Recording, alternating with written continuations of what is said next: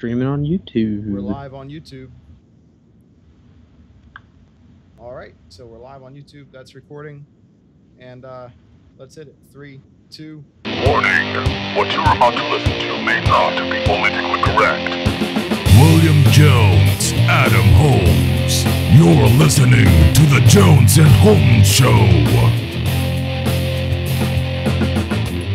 It's Friday night, June 8th, 2018. This is 17. Yeah. Episode 17, Jones and Holmes Show. We're live. We are live on YouTube again. And we're on Twitter at Jones Holmes Show. And let me tweet out the link to the YouTube. I'll do that while we're looking at one of our first stories. Oh, I just closed it. Oh, no. Well, let's look at this one. This is Trump talking about Russia should be in the meeting ahead of the G8 summit from Guardian News. It used to be the G8 because Russia was in it, and now Russia's not in it. Now, I love our country. I have been Russia's worst nightmare. If Hillary got in, I think Putin is probably going, man, I wish Hillary won, because you see what I do. But with that being said, Russia should be in this meeting. Why are we having a meeting without Russia being in the meeting? And I would recommend, and it's up to them, but Russia should be in the meeting. It should be a part of it. You know, whether you like it or not, and it may not be politically correct, but we have a world to run. And in the G7, which used to be the G8, they threw Russia out. They should let Russia come back in, because we should have Russia at the negotiating table. Yeah, it's interesting, right? Now, here's the weird thing about the G7. Do they let reporters into that meeting? I'm not sure. Let's look that up. I don't think they do. I know that years ago they had the G8 summit here on Jekyll Island or St. Simon's Island. One of them. Really? Yeah. St. Simon's Island. There's on Sea Island, actually, the private island. There's photos of them walking the beach. Huh. So I don't see anything about reporters. No. And see, that's the weird thing. It's like this weird meeting of political leaders behind closed doors.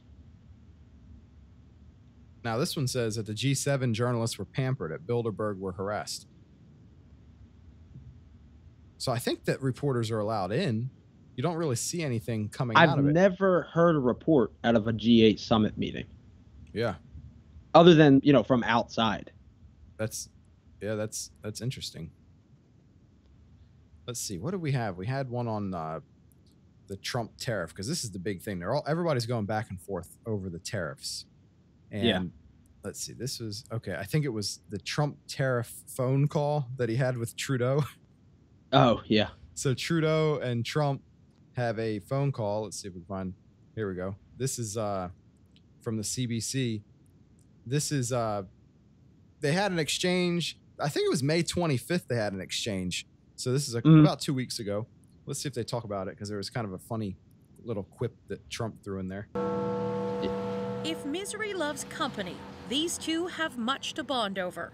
The president of France arrived in Ottawa ahead of the G7 summit, struggling with the same problem as the prime minister: how to deal with Donald Trump. There will be some very direct conversations on issues where there's been disagreement. Ahead of their first meeting on Canadian soil, there may be new tensions between Justin Trudeau and the U.S. president. Sources say the president had a contentious phone call with Canadian Prime Minister Justin Trudeau over the tariffs. As first reported by CNN, just 2 weeks ago, the pair had a testy phone call over tariffs. A senior source tells CBC News Trudeau argued Canada should be exempt since it is not a threat to U.S. national security. Trump replied, "Didn't you guys burn down the White House?" A reference to the War of 1812. Trump may have been joking, and today the White House downplayed any rift between Ottawa and Washington. I have no doubt that the United States and Canada will remain firm friends and allies, whatever short-term disagreements may occur. Trump's top economic advisor says the U.S. has no plan to kill its tariffs on steel and aluminum, despite backlash from Canada and the rest of its G7 partners. I regard this as much like a family quarrel. But there are new fears that so-called quarrel may get worse. The Foreign Affairs Minister says she's seen the U.S. news reports suggesting the Americans may impose more economic punishments on Canada, though Chrystia Freeland says she's been given no heads up about any new tariffs. Having said that, as we have said from the beginning, Canada believes in hoping for the best and preparing for the worst. When the White House dismisses tariffs as a family quarrel or says Canada is overreacting, those comments are not welcome here in Ottawa. A senior source says that's like burning down your brother's house, killing your dog, kidnapping your daughter, and then turning around to say, what's your problem? It's a feeling that may be shared by some heading into the G7. Katie Simpson, CBC News, Ottawa. Now, as to the U.S. president's comment about burning down the White House, joking or not, there is, of course, a small problem. It wasn't Canada. The White House curator sets the record straight in a video on the president's website. Remnants of the fire of 1814, when the British burnt the White House during the War of 1812. And then later that night, the British arrived and ate the dinner and then set fire to the building. Under the command of General Robert Ross, 2,500 troops were sent directly from Great Britain to invade Washington, D.C. The soldiers destroyed both the U.S. Capitol and the presidential mansion.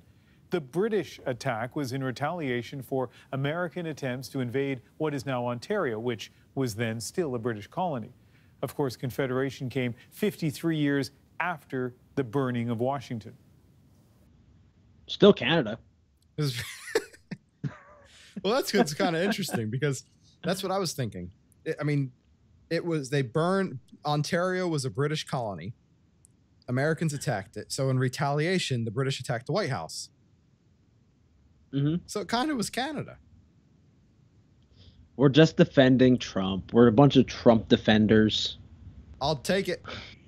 Now this is, these, even if we look at Trump's Twitter, this is always an interesting, we got to add this one to the list of things that we do.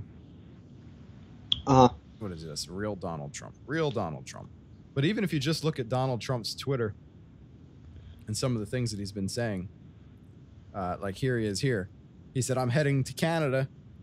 I'm heading for Canada and the G7 for talks that will mostly center on the long-time unfair trade practice against the United States. From there, I'll go to Singapore and talks with North Korea on denuclearization. Won't be talking about the Russian witch hunt hoax for a while.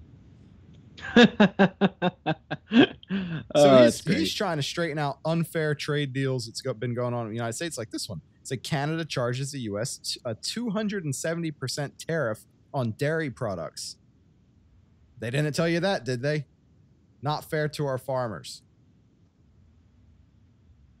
There's these big tariffs going one way, but not the other way. Right here, Trump said, please tell Prime Minister Trudeau and President Macron that they are charging the U.S. massive tariffs and create non-monetary barriers. The EU trade surplus with the U.S. is $151 billion, and Canada keeps our farmers and others out. Look forward to seeing them tomorrow. You'll never hear that, though, on mainstream. No.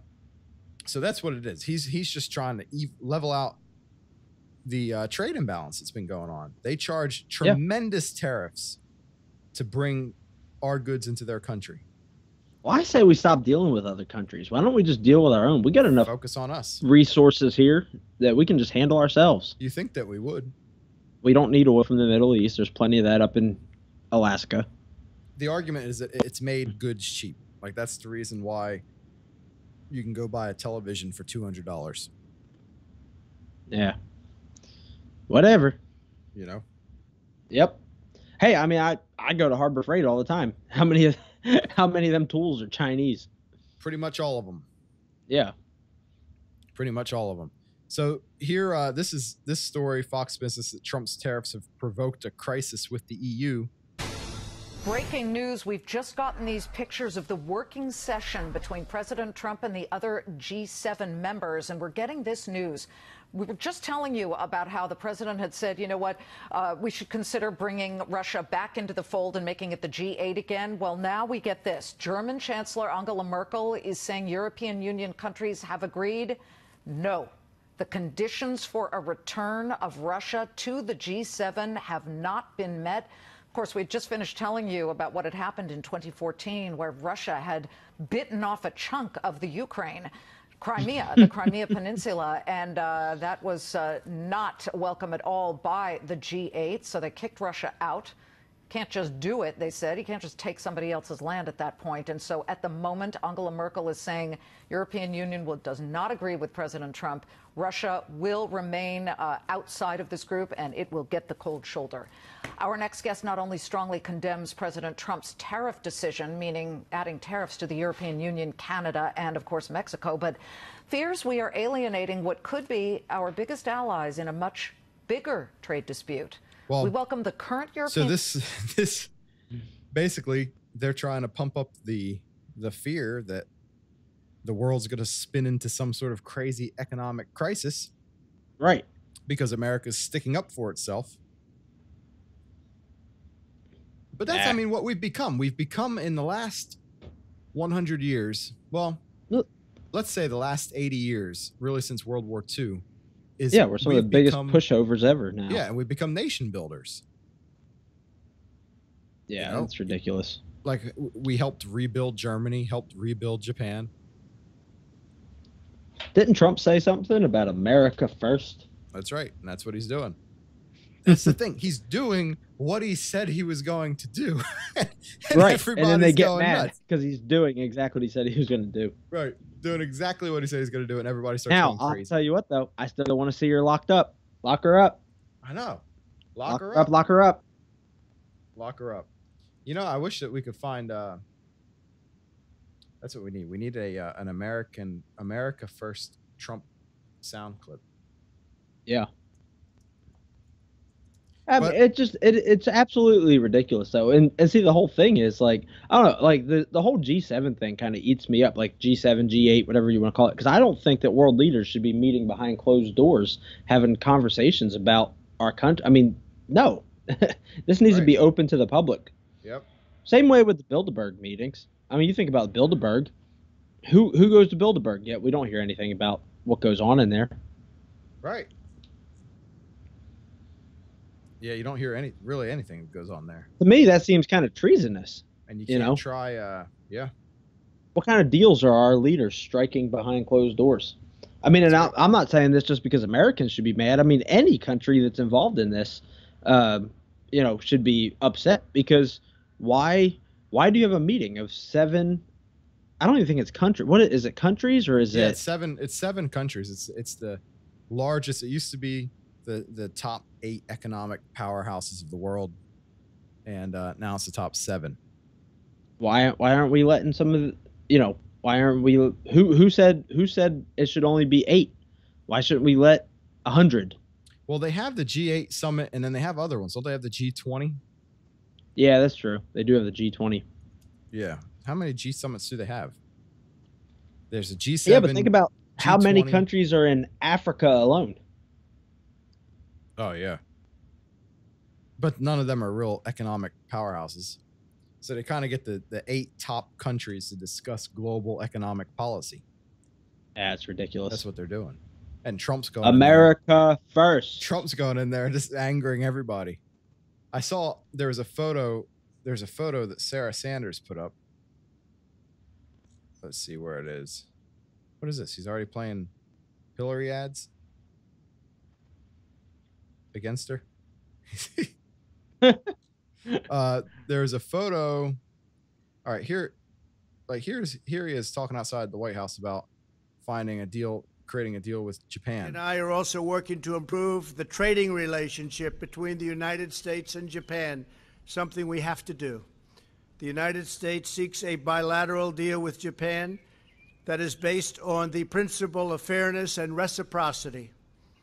We're working hard to reduce our trade imbalance, which is very substantial, remove barriers to U.S. exports, and to achieve a fair and mutually beneficial economic partnership. And we're on our way. The Prime Minister was telling us just moments ago that they're buying billions and billions of dollars of additional products of all kinds, military jets, airliners from Boeing, lots of farm products. We're going to be doing a lot more business with Japan, which is what everybody wants to see. There has never been a better time to invest in the United States. Thanks to our massive tax cuts, historic deregulation, a strong trade policy, which has just really begun, because I will tell you over the years it has been an extraordinarily weak trade policy, the opening of American energy and a return to the rule of law, our economy is absolutely booming, best it's ever been. Unemployment is at the lowest level in nearly half a century. And for African American and Hispanic American workers, unemployment has reached its lowest level ever recorded. You got to stop saying African American. Just American workers. Yeah. You know what? It was just like a weird thing that just hit me just now. I was like, Donald Trump is our president. Like, I don't know why that just, like, it was the weirdest I was thinking about it. It's like, wow, this is weird. Watching Donald Trump address the people. It is strange times, man. Like, I was thinking about, like, I remember watching Home Alone 2, the one where he goes to New York. Yeah. And when he's walking through the hallways of the hotel to go to get a room, Macaulay Culkin, he's like walking by, and he walks past the guy and he goes, "Oh, excuse me, sir, do you know where the lobby is?" And the guy goes, down the hall and to the left or to the right or whatever. And he goes, "Okay, thanks." And then he walks by him and he doesn't recognize. And I realized that's Donald Trump. Right. Yeah. In that movie. Like, it's just weird. There it is.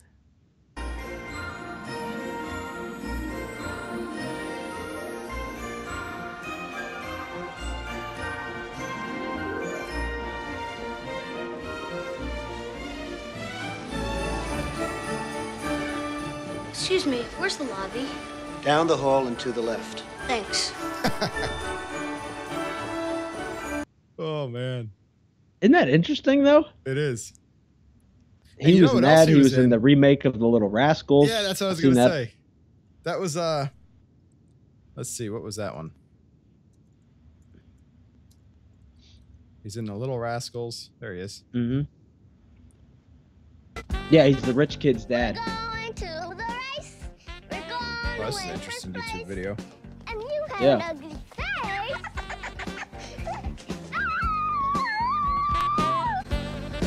Where's Trump? He's coming. There he is. There he is. Hi, Dad, it's me. You're gonna be so proud of me. I'm gonna win this race. Waldo, you're the best son money can buy. Thanks, Dad.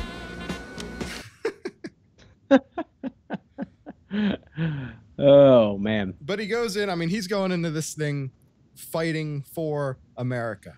And the media is screaming because they want globalism. That's it. Mm-hmm. The communists want globalism. You know what would be the best thing? If Trump changed his party affiliation. Yeah, I wonder what he would change it to.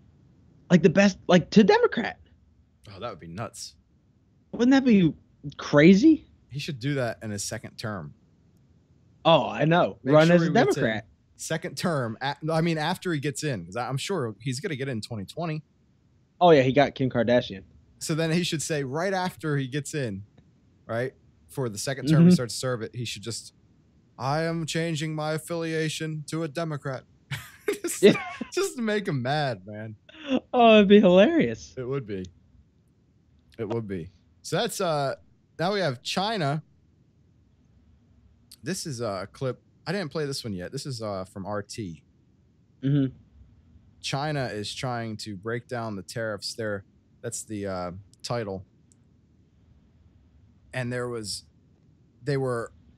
they're trying to make a deal to avoid some of these tariffs. So, I mean, it's working. Let's see what they say. China has offered to purchase close to $70 billion of American products to avoid tariffs by the Trump administration. Among the goods that the Chinese intend to buy are soybeans, corn, natural gas, oil, and a list of manufactured goods. Chinese officials have argued this will go a long way towards reducing that trade deficit that President Trump has repeatedly railed against. So for more on this, let's turn now to Bart Chilton. He's the former CFTC commissioner and host of the show here called Boom Bust, right here on RT. Bart, it's good to have you on the other side of the seat today. Great to be here, Manila. So Xi Jinping is extending, I think, a major olive branch to the president, is buying up $70 billion worth of American goods. If Trump backs down from that tit-for-tat tariff war that we were seeing just a few weeks back, is this, though, a good deal for America? Well, it doesn't meet the test, Manila, of what the president originally set out. So our trade deficit with China is $375 billion. And President Trump, back when he talked about imposing tariffs in retaliation for that trade deficit, in particular the theft of intellectual property, the president said he wanted to reduce the 375 down by $200 billion. So this is a $70 billion olive branch, as you suggest, and I think that's a good moniker for it. But I don't think it goes far enough for the president, probably. And one of the things that I do commend the president, I mean, I think he's handled this, it's a mess how he's handled this. They're talking out of every side of their mouth they could possibly talk out of. But I do believe that the president is on to something, particularly when he talks about the Chinese stealing our intellectual property. And as a condition of moving a U.S. company to allow them to do business, rather, in China, the Chinese, take ownership, and when they take partial ownership, even if it's just 10%, then they get the IP, the intellectual property. That needs to change. That's not right. And of all my detracting comments about how the president's handled this trade war, that is one of the things that I think he's really on to, and bravo for him. And I'm glad you brought that up, the intellectual properties, the massive imbalance on trade. I mean, you having been in the position you were in government, how would you remedy something like that if $70 billion is kind of a drop in the bucket? Well, it is when you think of the $375 billion deficit. I think it's good for the president to be tough on trade. I just don't know that he's got a consistent message, that they actually know exactly what he wants. He does want to reduce their ability to take intellectual property, as we were just discussing, and he does want them to buy further things. But I think the Chinese look at it, at what the president has demanded, is also partially political in the U.S., and their offer of these $70 billion really goes to that point, Manila, in that the places that they are offering to buy goods from are really Trump's solid supports of the base, you know, the Farm Belt, etc. They're even offering to buy coal. I mean, who wants dirty U.S. coal now? Well, the Chinese will take some in exchange dirty U.S. coal. And there's also the issue of ZTE. That's a national security issue that the president said, we're not going to allow the Chinese company ZTE to do business for 7 years in the U.S. Now he's backing off on that. Meanwhile, Republicans on Capitol Hill are saying, not so fast, Mr. President. Well, you know, Bart, from the optics, from the outside, it looks like right now Trump playing hardball, that's kind of working, and I guess we have to kind of wait and see if this plays out without the trade tariff war that I think a lot of people are hoping not to have. I think we're in a trade tariff war, and I don't think there's any question about it. If it works, more power to them. Following these negotiations and where they are is often very tough for even people like me who watch this all the time. So good luck to viewers, and good luck to the Chinese figuring it out, Manila. He has one of the most interesting haircuts. He does, man. I can't quite figure out what's going on there. It's very 1760s-ish. I mean, his sideburns are trimmed. Yeah, it's I mean, really not a weird. side. What is that? Yeah, kind of like your sideburn kind of looks trimmed. Then he has that Michio Kaku hair. Like he's trying to be Doc from Back to the Future. Trying to be. Not working. Yeah, so. Well, here's the thing, okay? No matter what, it doesn't matter what Trump does. Like, even, like, if it works, okay, hey, we got China. Look at this. They're buying, what they say, 70 billion? Is that what they said? 70 billion. Okay, so think about that. We're putting Americans to work. All right, they want soybeans, farmers got to grow them. They want corn, farmers got to grow them. Yep. They say they were going to buy oil too. That's one of the weird things is where it's kind of this global economy where we sell our oil and buy other oil. Yeah, I don't get that. Constantly. So, you want to see something that's kind of funny? Sarah Sanders posted this one. Let's see. She posted a photo. Is this her? Should be her, right? I might have to actually look this up. Whoa, this is going back. 21st of August, 2017. Oh, here we go. Press secretary. Okay, this is one we need. Look. What is that? Great moment between Justin Trudeau and POTUS when he gave him a picture of the president's. Okay, who's giving who the photo? Great move. This is a when bad he gave caption. him picture of the president's grandfather's hotel in Canada.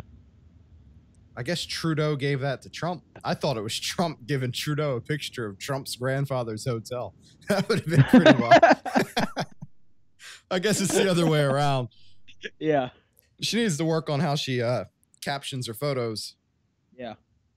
But that would be hilarious. That would have been a great Trump move.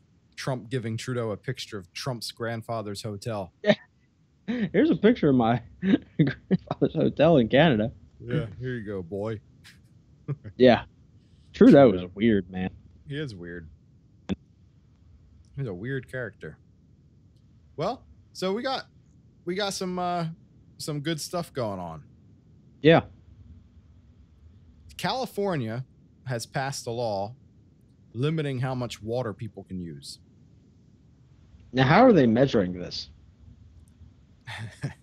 Well, off we got the a water clip meter. here. Let's see Are what they they say. checking Yeah. it every day? Meters. Well, a lot of them water meters are wireless. Yeah.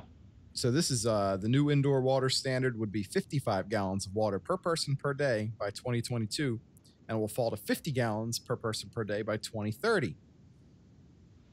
Let's just see what they say because I have some questions, but this is local CBS Sacramento. Controversial new water restrictions could change the way Californians think about water use.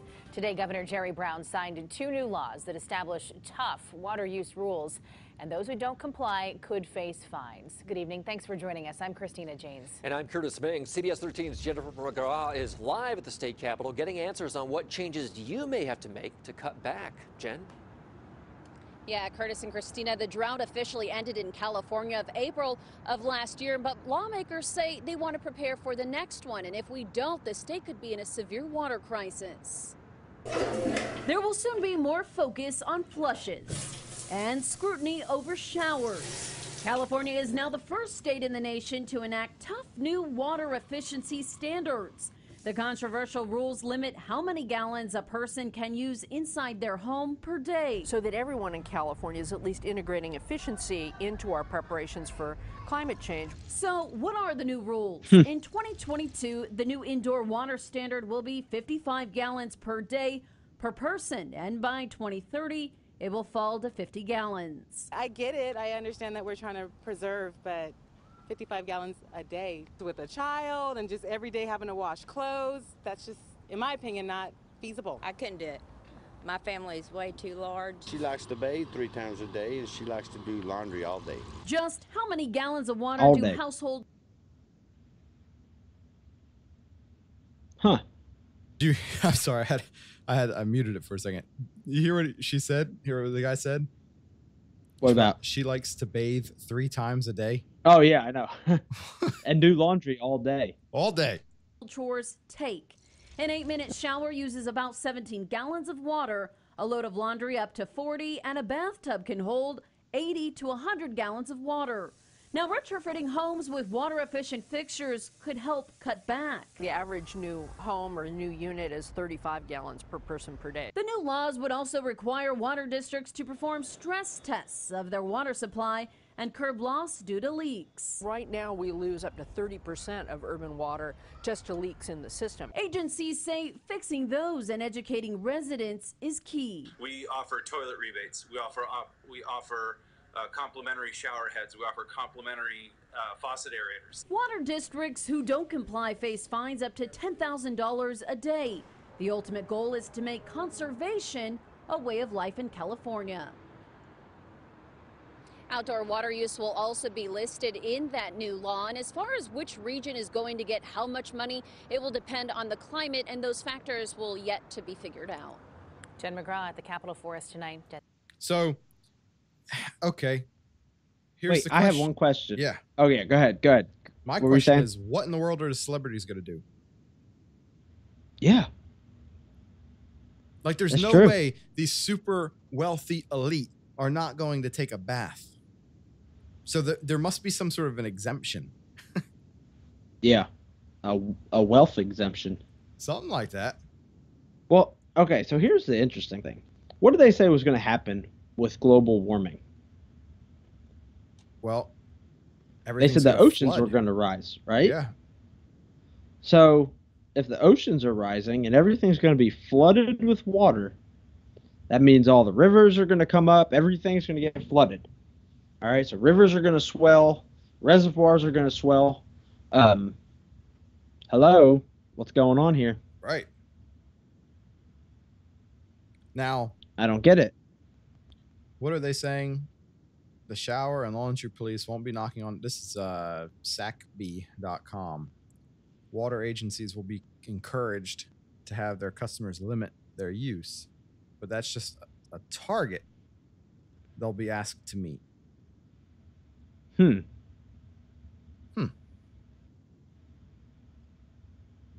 So yeah, I don't know about all that. The people who created the bill say that's a lie. It's just a target. There's no fines. It's all a lie. I would think that you should fix your 30% of your water is leaking into the ground due to leaks. What? That's what they said earlier. So instead they did, didn't they? Yeah, so instead of fixing those, you're going to go after the people taking a bath? Come on, man. That's crazy. That is. It's crazy, but you know that there's no way. It says the new legislation says water providers not following the rules could face fines of up to $1,000 per day. But it's the water agencies, not the individual ratepayers, that would get the fines. So that's how it's going to work. The elite living in Beverly Hills will just pay the fine, $1,000 a day. You know, wow, we can use all the water we want. Yep, that's it. It's for the wealthy. These laws are catering to the wealthy. Wow, that's crazy. 55 gallons a day. I wonder what happens. It must not apply to people with a well. Think it applies to people with wells? No, because they have no way of measuring that. They don't. What if they come in and install a water meter on your well? Oh, I'd take it right off. I bet they'll do that. That's a good idea. I mean, I just don't like California. Hey, California. Here's a great idea. You should just go around installing water meters on everyone's private wells.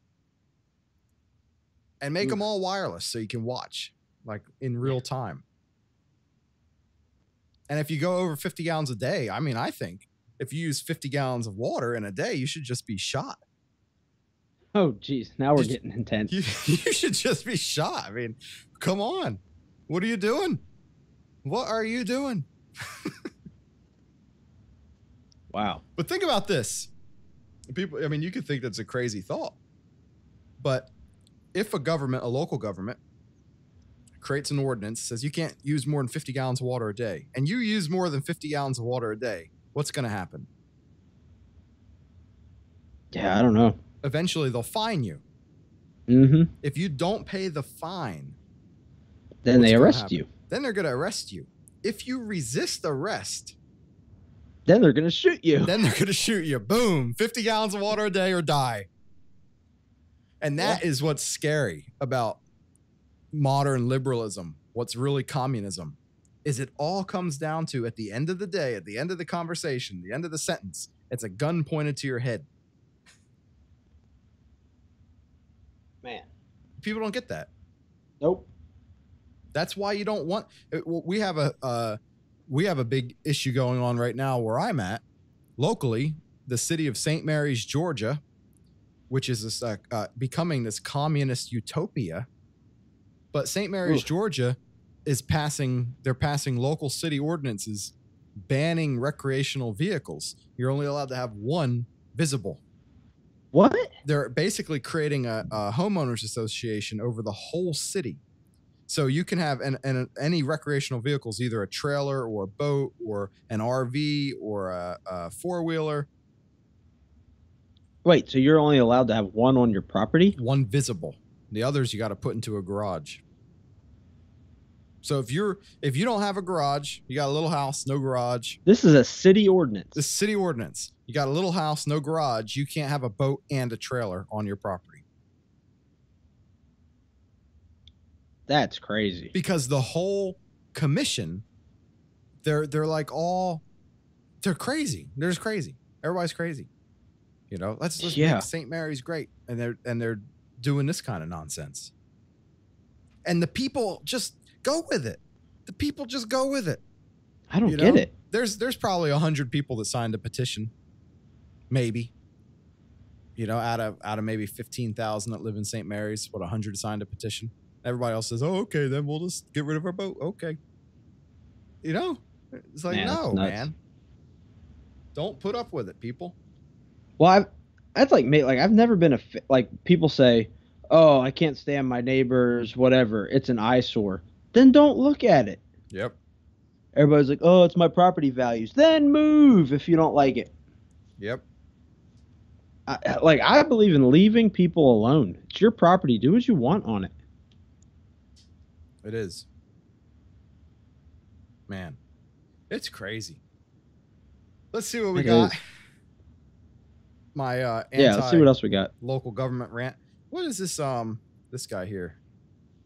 What guy? Who is this guy? Oliver McGee. He posted this Oliver video. McGee. I want to see what this is. Trump's negotiating skills. What a pleasure it is to welcome President Trump to Charlevoix, an opportunity for us to talk about a broad range of issues. Obviously, trade has been a topic of discussion and will continue to be, but our engagement towards the world, how we're working together to create good jobs for folks on both sides of the border and around. We both got elected on a commitment to grow the middle class and help those working hard to join it, and that's exactly the kinds of things that we're going to stay focused on. And it's a pleasure to have you here, Donald.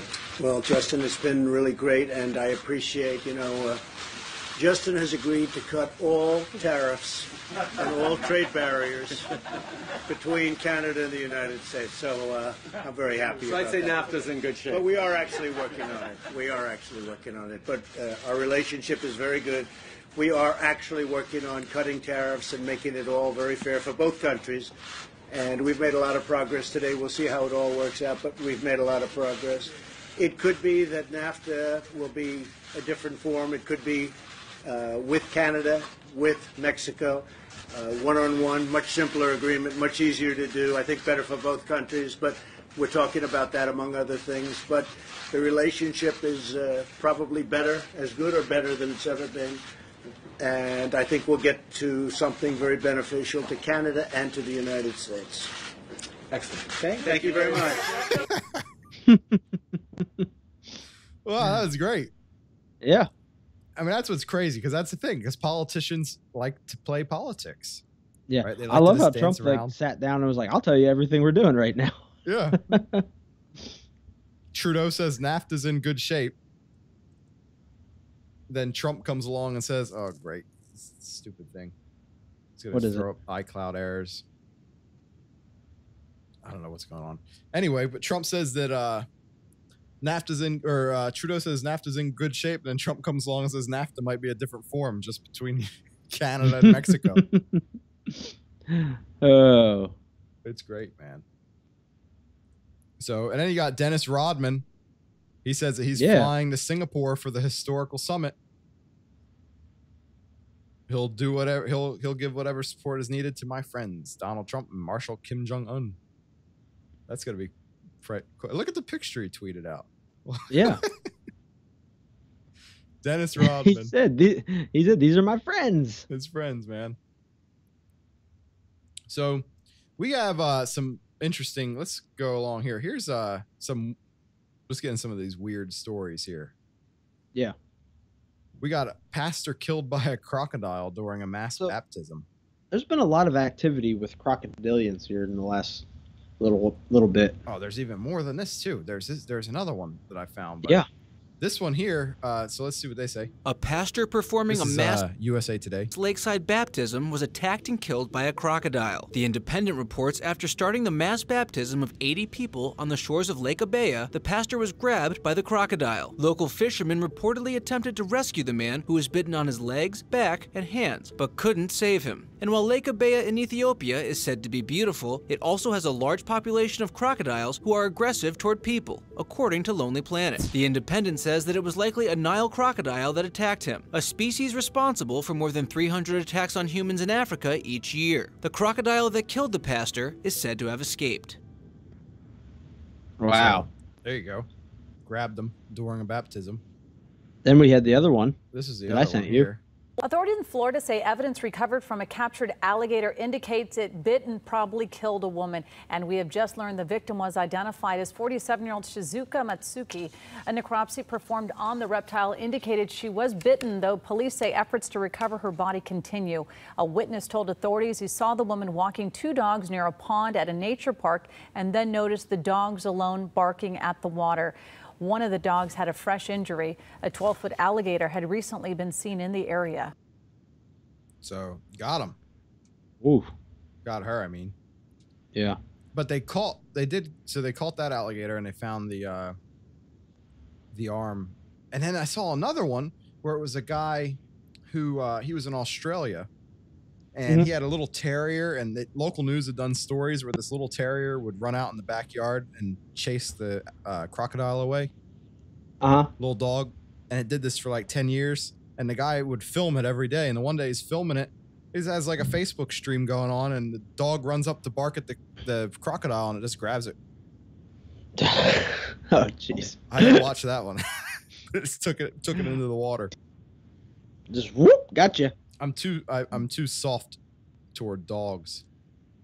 Yeah. Well, we like dogs. Oh, wait, one more we have to look up real quick is the guy that got knocked out by the alligator. Yeah, I had that. Here we go. Nope, it's not here. Where is it? Here it is. This is the video on this Twitter here. So this guy, this is crazy. You ever been down to Shark Valley? No. That's a great ride. And there, it's a pathway through, part of the Everglades. These people are talking about this. There's people in the background talking while they're loading this gator up. Yeah.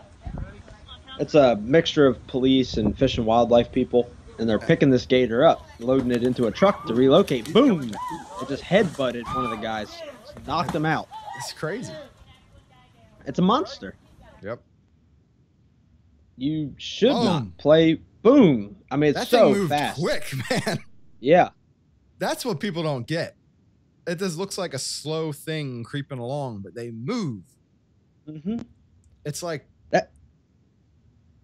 I mean, they're quick, man. Like when we were down, me, you, and my brother were down fishing in Florida one day, and I remember we seen how many gators did we see that day? Man, they were all a over bunch. the place. Yeah, there was a lot of them. There's all and over the place. You'd see them, man. They'd slowly crawl up onto the bank, but then all of a sudden, boom, they're gone. It's like, where'd that thing go? I mean, it just shot off into the water. Yeah, I was in last summer this time, just about this time. I was on the White Oak Creek in my little boat, and we were cruising along. I had my parents with us, and we were seeing like gators up on the bank of the creek, and you get up kind of up close to them, and they're just sunbathing, and then they'd see you coming along, and it kind of startle them, and they'd just do a death roll down to the water, but it's so quick, just you don't have a chance. Yeah, there was a video little monsters. Yeah, did you see that one of the cougar grabbing the cat? No. What? Yeah, somewhere in here. It might be under panther. Panther grabbing Is the it cat. bad that all those other videos you had pulled up there of like the tiger grabbing the woman and all that? I've seen like all of those. Oh, I know. Where is that thing? It was floating around Facebook. But I don't see it here. But it was So- someone had like a door, like their doorknob camera, their doorbell camera running. Uh-huh. And their cat like was walking in front of their car, and this panther just jumps out and grabs it. Man. And that cat just batting at its, and then the panther, Yeah. you just see it just, and that's it. Off it goes. Cats eat smaller cats. That's like people that are like live out in the country and oh, my cat went missing or my dog went missing. It's like, no, it didn't go missing. It just became dinner. It did. This story here, did you see this woman? This is CBS Philly. This Florida woman found Jesus, but not in just a spiritual way. Yeah, this is our old local CBS Finally, channel. at 11 o'clock tonight, a woman from New Smyrna Beach, Florida, says that she made a spiritual discovery as she walked in the sand. So Kathy Rose Ratter says that when she looks at the shell of this horseshoe crab, she sees the face of Jesus. And now she's sharing the image with the world. She hopes the image will inspire people no matter who or what they believe in. There you go. Jesus What? is on the horseshoe crab. How is this news, though? Now, do you think that she killed it? I don't know. That looks like a pretty fresh shell. Yeah, But they shed their shells. Yeah, they're weird animals, man. Yeah. That's a strange animal. I haven't seen too many down here. We used to see, because we lived near Fortescue, and you'd see them all the time. Mm-hmm. But I don't see as many of them down here. I don't think I've ever seen one, like, of all the times I've hung out down in Florida and stuff like that. I don't think I've ever seen a horseshoe crab down there. I think the majority, I mean, it's nuts. A certain time of year, Fortescue, New Jersey, on the Delaware Bay, is just crazy. Like, you walk out onto the beach, and you'll see it's just covered in eggs. This looks like it's covered in eggs. Mm-hmm. And then they'll start hatching, little horseshoe crabs, and it's crazy looking, the amount of them. Man, it is wild. Yep. And their blood is, yeah, here it is. They use hemocyanin to carry oxygen throughout their blood, and because of the copper present, their blood is blue, and the blood is very similar, I think, to our blood, where they're able to do testing and things on the animal. What, are they going to use their blood for us? There's a high demand for harvesting their blood. Everybody keeps saying our blood is blue. Our blood's not blue. Our blood's not blue. Their Shine a blood is light blue. in your hand and look at it. Yeah, our blood is red. Let's just anyone that still believes it's blue. I remember that all the time. It's blue, but it turns red in the presence of oxygen. Yeah. So that would mean it's oxygenated, right? That would mean it's no good if it turns Yeah. red. But yeah, if you give blood, so what are you doing? Maybe Yeah, you're not giving. Maybe when you exactly. donate blood, it's just it's like some sort of ring of vampires. It's running. It's running it. You sent this one over. A Chinese mall sets up special lane for pedestrians glued to their mobile phones. Because people can't put down their phones. That's crazy. Oh, this is Always for got to be people- checking Facebook, looking for that like, man. So if you're walking, looking on your phone, you got to stay in the lane. That is funny. It is Smart. weird, though, the amount of people you do just see walking down the street, just glued to the phone. Earlier we went to Zaxby's for lunch, and we were putting up fence all day. Mhm. We've been putting up T-posts and fencing in some acreage, and we go to Zaxby's, and man, it was kind of sad. It was pretty empty. It was a little bit later. It was like 2:30, and nobody really around, but there was a couple couples sitting in there, and we get our food, walk back to the table, and I'm eating and talking to my wife, and I look, and there's like a couple sitting kind of catty corner, and both of them just glued to their phones Oh, I know. as they're eating. That stuff is crazy. Not talking to each other, not interacting. Just glued to your phone. That's sad. Yeah. Mm-hmm. And I'll glance at it was like and I'm today. like, nope. I had a customer up at the shop, and my phone started ringing. He's like, "Oh, do you want to go ahead and get that?" And I was like, "No, I'll call them back." It's, I'm like, I'm having a personal interaction with someone. I'm not gonna drop it. It's not. It wasn't like it was even in like a super important call, but it was just a matter of like I can interact with this person on a one-on-one level here for a few minutes before I go and rush to the phone. Man. I'll tell you what, though. I love not having my phone on me. That's like one of my favorite things. Yeah. That's when I was sitting there. I'm sitting there, and I'll check my phone. I was checking something, but the thing is, when I'm checking my phone, it's always like business related things. I don't get it. Like I'll pull it out and look for what properties have hit the market. Right. I'm not just like playing. But you're not doing it while you're talking to people, or like when you're in a situation. Like if I invited someone to go to dinner with me, like say me and my wife were going to take some friends out to dinner, I'm not going to touch my phone. Yeah. No, I'm going to interact with that person. Right. And that's what I caught myself, because I like when we sat down to eat, I go to look at my phone, and then I look over and I see these couples, and I'm like, nope. shut it down, throw it in my pocket. So it's getting nuts. And a lot of kids are allowed to have their phones in the classroom. Well, I don't even think kids should have phones. There's no reason shouldn't. to give a kid a phone. We didn't have phones. I didn't have a phone until I started driving. Yeah. And even then, it wasn't my phone. It was one that I borrowed from my parents. Right. Yeah, I know. It's getting nutty. Kids getting these phones. I know. What are you going to do with your kids with phones? Oh, my kid's not getting a phone. What are you going to wait till they have a job? Yeah, when you can pay for one. That's the way to do it, man. I mean, but see, the thing is, like, even now, like, he doesn't get a lot of screen time. Like, he doesn't play on an iPhone or play on an iPad. We'll take an iPad on a trip or something with us. Like if we're going on a long drive, like maybe, 8-9 hour drive, we'll stick it in the back and we'll download a couple movies for him to watch. But even then, I mean, it's still limited. Right. Yeah, I think that our kids will turn out okay, especially if they're homeschooled. Yeah. Plus, like the Beach said, they're woke. They're already going to be woke. Already. Well, you don't even have kids, but I've got yet. a kid and another on the way. So we're pricing it out. We've been calling, trying to find birth centers. It out. Yeah. Oh, really? Yeah. They want $6,500 at a birth center. Wow. I gotta keep calling, man. You gotta do that Sacagawea style, man. Out in the woods, push that thing out, come on back. Go for a run. Go for a run, squat, jump, come back. Yeah, things are getting crazy. You know what's crazy? This is the stupidest thing. All right, I don't know if you've seen this one yet. You ready for this? Yeah. All right, we need to find... All right.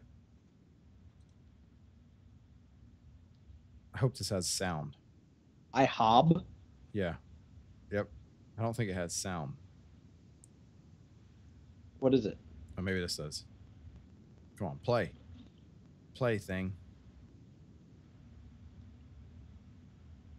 It's not gonna play. Maybe this one will play. Here we go. Ready? IHOB. Yeah. IHOB. IHOP is changing its name to IHOB. It is, really? Yes. On June 11th. Why?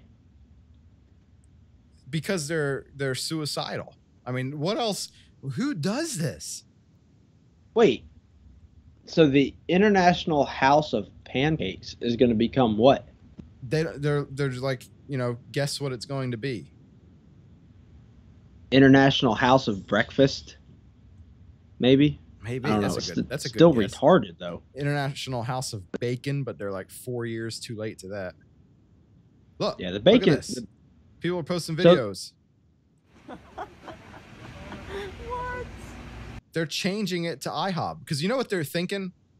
They're thinking that this is going to be this crazy thing where, oh, you know what? People weren't coming to IHOP enough. Because who goes to IHOP? Oh, the one around here. Well, there's not near here, but there's one about 35, 40 minutes from here. And every time I drive past that place, it's wrapped around the building. But I can't imagine it's doing as good of a business as like Waffle House. I love Waffle House. That's my place. I mean, maybe it is, but I think they're thinking this is going to be a big publicity. It's a publicity stunt. They're going to get a lot of press and coverage and boost everything up. Except they're changing to IHOB. I mean, the name has been IHOP for 60 years. Your name's been IHOP. That's like McDonald's coming along saying, you know what? In 2 weeks, we're changing our name to McFarmers and Sons Burgers. Right. And it's changing everything. It's suicidal. That is crazy. That's so weird. I'm making the prediction that IHOP, changing their name to IHOB, is going to be the worst thing they've done. They're either going to change it back or they're going to be out of business within, let's give it like 5 years. Because it seems to take a little while for these chains to die. Like Sears. Sears has been dying for 10 years. Yeah, unfortunately, Sears is just dying a slow death. And the weird thing is, man, Sears used to be like a great place. Right. Because Sears used to be able to buy anything from Sears. See, but here's the difference. The hotter and juicier quarter pounder. Yeah, McDonald's has 3.5 million likes, followers on Twitter. Burger King, 1.6 million followers on Twitter. Even one of the worst chains, KFC, 1.3 million. Who goes to KFC? I don't know. You know, ours just put up a sign that they have a buffet. Ours has a buffet too. You know, I couldn't tell you the last time I was inside. Have you been? Yeah. When's the last time you were in I can't tell you the last time I've eaten at one. They just scare me. Well, see, here's the weird thing about it.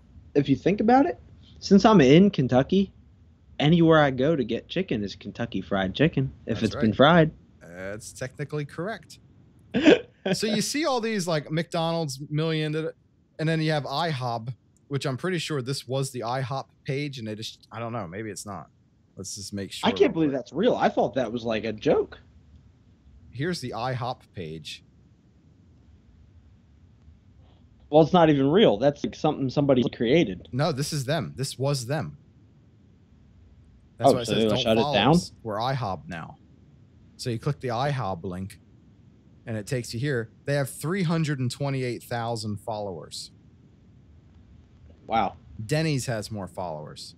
What's Waffle House have? Taco Bell has more followers. I don't know if Waffle House has a Twitter because they're like a private company. They don't advertise. Waffle House is just great. Go in there, get some hash browns. Oh, they do grits. have a Twitter. Waffle House. Oh, 83,000 followers. Yeah. Uh-oh.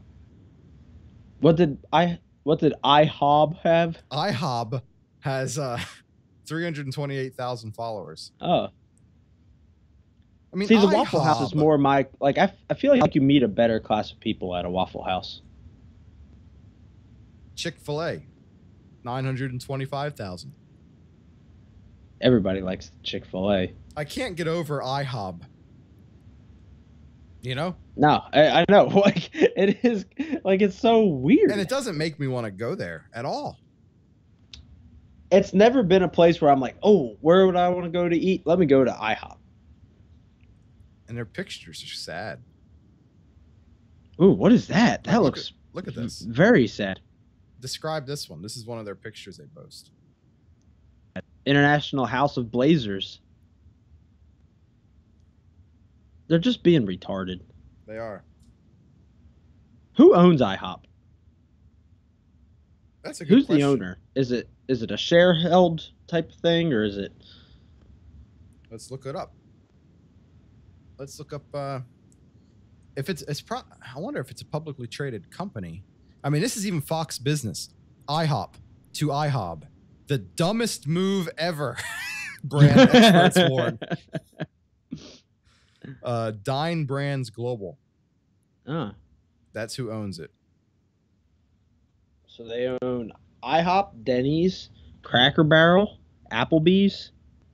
What's the other one? Bloomin' Brands. I don't know what that is. Well, this is what people are searching for. I don't think they own. I think they just own IHOP and Applebee's. Yeah. I've seen more Applebee's closing than opening. Oh, that's another one. When's the last time you've eaten at an Applebee's? Like, I'm gonna go to an Applebee's for dinner. Probably a couple years ago. Right.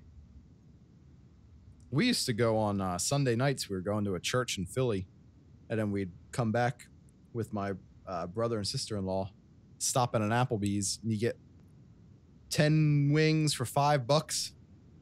So you get 20 wings for $10. It was, decent, and I order a nachos and just kind of enjoy it.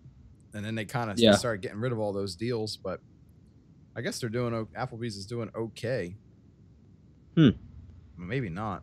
2.5. This is 2006 numbers. There's no way they're doing this good. But according to in 2006, their revenue was 2.5 billion, but the net income was 81 million. Wow. So yeah, wow. So 07 IHOP buys them, and now IHOP changing their name to IHOB. Wow. And they bought IHOB.com today. For how much? They didn't own it. They just bought it today. I wonder if somebody made a killing on that. Someone either made a killing or they sued them. Sometimes they'll do that. Just like go after them with a ton of attorneys. Ugh. Anyway. IHOB. Gotta be. See, now I kind of want to go drive by the one up in Louisville to see if it's changing its name. Yeah. You see this one? We begin with that stolen armored vehicle that rolled down Broad Street last night. You've seen the videos, and now. You see that one? I seen a video of that going down the highway and a bunch of cops chasing it. This was going down like the street. The Richmond man that police say is responsible. 29-year-old Joshua Yabbitt is an Army National Guard officer. He's now in jail for stealing that vehicle from Fort Pickett and driving it more than 60 miles while under the influence of drugs. We have team coverage for you from Fort Pickett all the way to Richmond. Let's start with Karina Bolster. She's live at the Richmond City Jail tonight, learning more about Mr. Yabbitt's past. Well, Kurt and Carla, we know that Joshua Yabbitt has more than 11 years of service with the Army National Guard. He deployed to Afghanistan in 2008 to 2009 with the Illinois National Guard, but he's now here in Virginia with our National Guard. Tonight, we're learning more about the charges he faces and what could happen in the future. A spokesman with the So that's. Did he break anything? I saw him running down the road, and they had like every cop in the area chasing him 30 miles an hour. Yeah. I bet he was just having fun. Yeah, probably. Just having fun. Remember when that guy stole that tank? Yeah. That was he was just like crushing cars. Yeah. That was a while ago. Yeah, that was a long time ago. You see this one? Kim Jong-un impersonator. This is the Straits Time. Kim Jong-un impersonator interviewed for about 45 minutes at the Changi. What is that? Changi Airport. Yeah, where's Changi? Did they think it was him? Singapore. Actually, I mean, the guy kind of does look like it. Does. He was detained by them. What if it was the real one? Oh, that would be pretty, look, but here's the funniest thing. They have to make note. It says the incident came just days before the city-state hosts high-stakes talks between U.S. President Donald Trump. You know, like, they got to bring Trump. They got to say his name.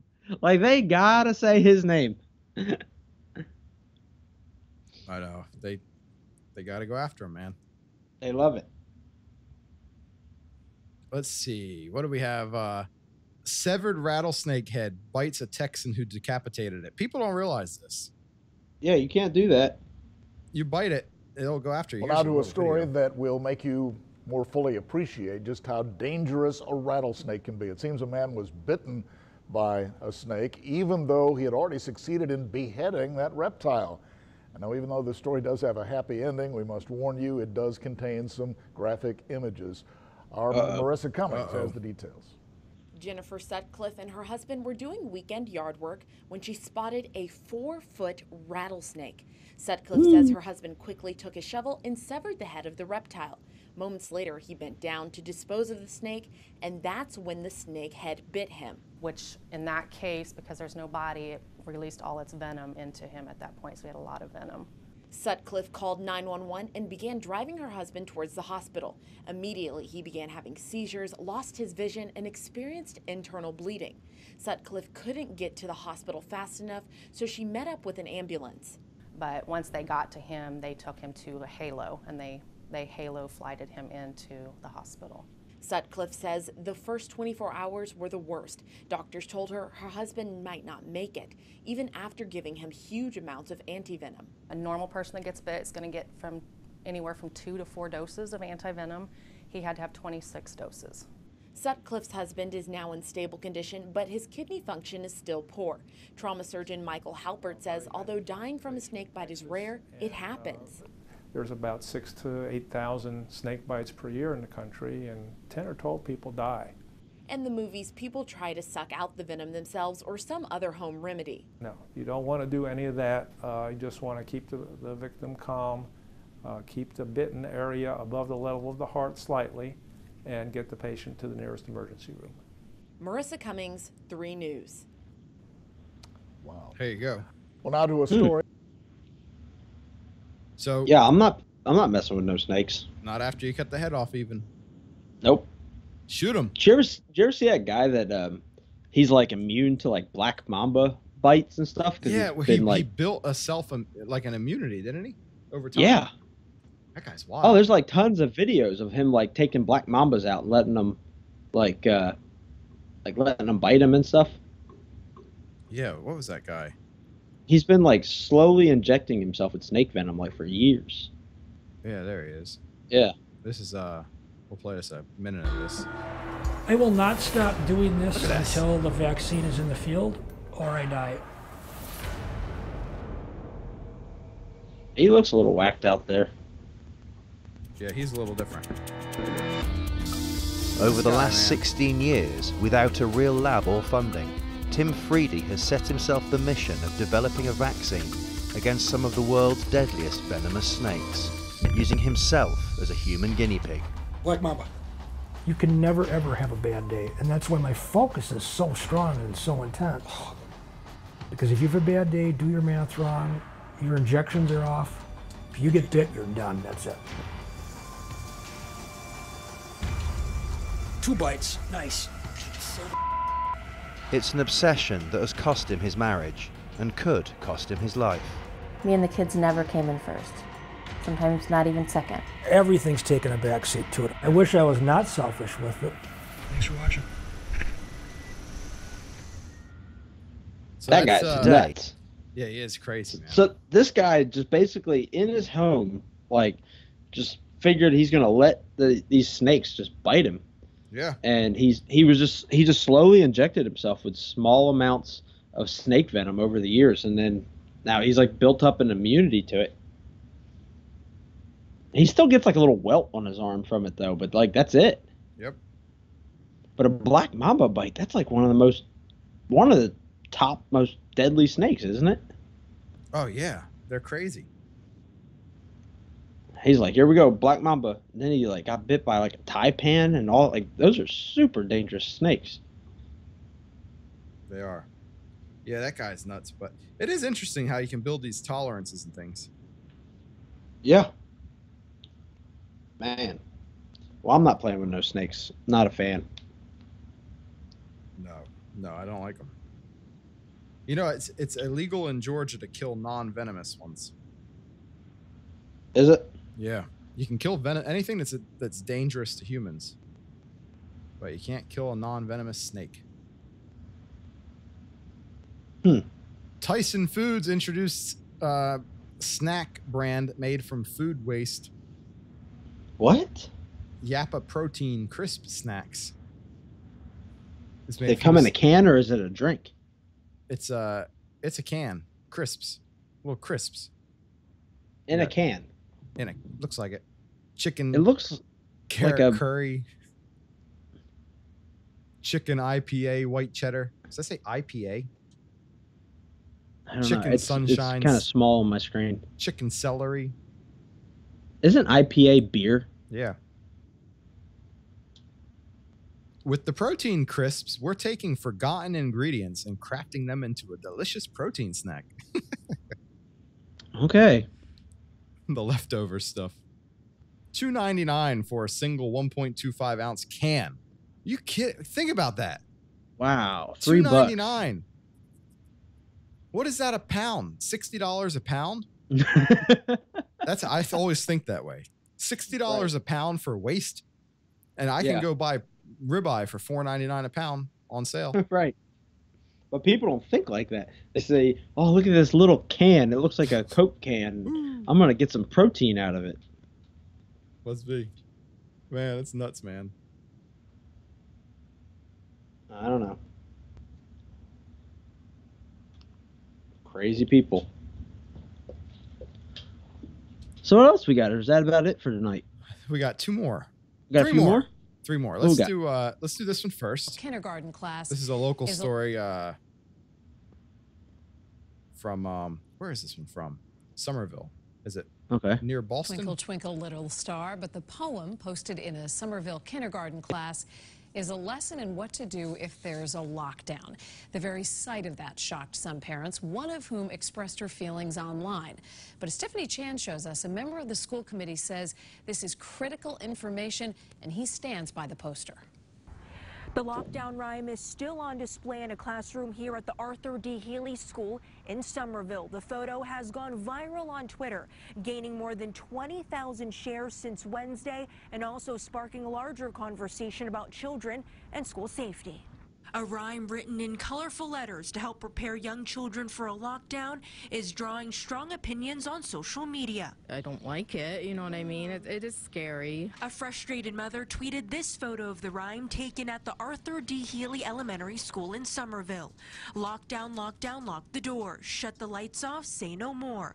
Go behind the desk and hide, wait until it's safe inside. Lockdown, lockdown, it's all done. Now it's time to have some fun. Just in case you really my need goodness. to do it, then the kids can rhyme to the song and do what's needed to be done. In the wake of several deadly school shootings, Somerville School Committee Chairman Andre Green stands behind the message. Trying to figure out how to make something that is correctly jarring, how to make that as okay as we can for our children. The rhyme is alarming to many, but this mother believes it's necessary to save lives in an event of a lockdown. I guess that's the reality of it now, and it's best that they're prepared. School administrators and the mother. I got the answer. We can stop school shootings fairly simply. Here's how. One, homeschool your children. That would, if everybody did. But the biggest thing, what I find so wild, is all these talks of what to ban the gun at a state and federal level, but no one has. Have you heard anyone say, let's just install at every exit and entrance a metal detector? No. Makes you wonder. But my thing is, they always talk about this, but like, I know one of my old coworkers I used to work with, he was talking about his wife worked at a school, and he said he couldn't even go in the school. Like if she forgot her lunch, and he's like, oh, I'm going to drop her lunch. Like, she had to come outside to meet him. He wasn't even allowed in. Right. And his kids went to the school. That's the crazy part. Like, he had to make an appointment, with the school to be able to come in the school. Right. So the schools are already locked down. Some so of how are them. these people coming in with guns? Well, that is interesting. I went and picked up Outlaw Jack once. Uh-huh. We were still in school. And he was in high school, public school. I was homeschooled. And I was driving. We were both 17. And I drove over to the high school to pick him up. And we were going, I forget what we were doing. and he got out early, and we were going somewhere, and I pick him up, and I had to get like checked in, buzzed in, signed in. They had to have a guardian okay that he was leaving. That's crazy. It was nuts. You're like 17 years old with a driver's license and a car. Yeah, and that was how long ago? That was 2006. Man. So, yeah. That's pretty nutty. How about this one? Google to appease the vegans, they changed the emoji, the salad emoji on the Android. I believe it's the Android operating system. And they changed it from having eggs to not having eggs in the salad to be more inclusive. This is getting bad. It is getting bad, man. It's getting bad. That is crazy. That's absolutely ridiculous. This is. It is crazy. There's a lot I love of crazy all of things before and happening. after. Before, after. Before and It's after. like, why do you have to show the picture? Just say we took the egg out. There's no egg after. But this is literally a news story, though. This is a news story. This The is emojis ridiculous. are the 2018 emoji list. 152 new 57 new emojis. Redheads. Bagel. Redheads. Redheads. What? Because you got to be inclusive. So you got to have like the black emoji with red hair. The only times I've ever used emojis was my wife was somewhere with my son, and she handed him her phone for something, and he just like seeing all these little pictures, so he just starts hitting them. And like she was like, "Oh, send that to Dad." So she shows him how to send it to me. So I like send a bunch back. Right. And just like playing around with, at the time, 2 or 3 year old. So to me, it's like, can't you just talk? Must we use pictures? I know. That's how, I don't know. It's just me. That's how everybody talks. Yeah, we have poop emojis now. We're going to just go back to like cave drawings. I was just thinking that we're reverting back to just painting on caves. We're reverting back to hieroglyphics. Is that the right word? That's basically what it is. Yeah. Oh man. Well, I think that this was the last story. I don't know if this is true or not. I saw this. What was this? Don't worry, it's my first husband. Man digs up human skull in garden and is stunned by wife's response. I saw that, but I was like, is that real? I thought it was just like a joke. He was planting potatoes, this is from the Mirror. A man who found a skull while planting potatoes was left even more stunned when he told his wife. She said, "Don't worry, that's my first husband." And then she confessed that 21 years ago she struck him with an axe, dismembered him, and buried her in the potato patch. That was true? According to this website, it's true. Yeah, there's investigator. Look at all these. There's photos of it. Wow. Yep. Wow, look at this. Woman faces a charge of willful killing with a maximum penalty of 10 years. Wow. It's in Russia. So you No big kill deal. someone, you go kill somebody, you get 10 years. All right. That's crazy. That is crazy. Wow, that's wild. Huh. Strange things out there. I know. Well, it's after 10 o'clock. I think it's time to wrap it up. We got another show coming tomorrow night, we hope. Yeah. We'll see. We were supposed to have a guest yesterday, but they stood us up. That fell through. We waited. We reached out. They never got back with us. But we got somebody tomorrow, and it should be. Is this a cryptozoological guest? No, that's the next one. This guy, maybe this guy's. I believe this guy is going to be talking about Bigfoot. Oh, great. Oh, man. One of my favorite subjects. It is. Well, hopefully he'll get with us and we'll have a good time interviewing him. Yeah. Hopefully he'll share his experience with us. Hopefully. So we'll be doing that one hopefully tomorrow night. We'll do another live stream. And this one will be going out in podcast form shortly. Yeah. Check us out on the Twitter sphere. Yeah, Twitter. We are at Jones Holmes Show. Find us on Twitter. But it's always fun. We're doing the live streams fun. Doing this podcast is fun. We talk about politics and we talk about anything else that we find interesting. We just talk about politics because we find it interesting. Yep. So, but yeah, you never know what we're going to talk about. Politics one day, Bigfoot the next. Right. That's right. We actually have some new album art waiting in the wings. It's coming up soon. Oh, we're working on it. We've got some slight adjustments being made to the album art because people think it's purely political. So just because we have the Constitution and all that good stuff. But that's just in our album art because we like the Constitution. That's right. We believe in it. We love America. We do. America first. America first. Unapologetically American. That's right. MAGA, baby. That's right. I love doing that. Like, people get so mad when you say that. MAGA! It's like, who cares? Well, until tomorrow. Shoot some guns and use some chainsaws tomorrow. That's right.